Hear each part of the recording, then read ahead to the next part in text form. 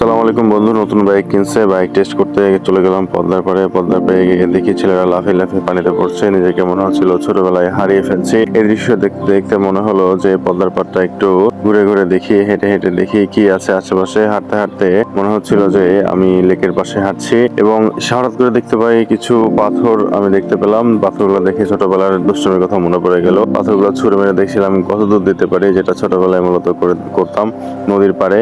যে যত বেশি দূরে ফেলতে পারতো সে তত বেশি খুশি হতো। সেই ছোটবেলা লাফালাফি করছিল। হঠাৎ করে দেখি বালিগুলো দেখে নেড়ে চেড়ে দেখলাম এই পদ্মার বালি।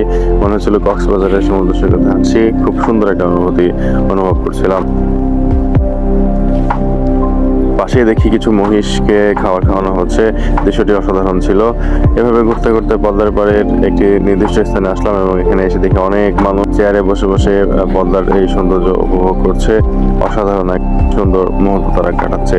মনে হচ্ছে তারা খুবই আনন্দ পাচ্ছে।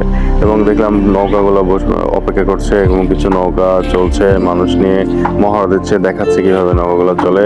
দৃশ্যটি খুবই ভালো লাগলো দেখে।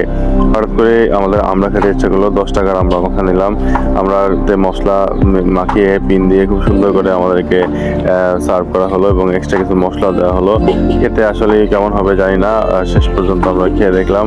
খেয়ে আসলে খুব একটা ভালো অনুভব করিনি, কিন্তু পদ্মার এই দৃশ্য আমাদের খুব ভালো একটা সময় উপহার দিয়েছে।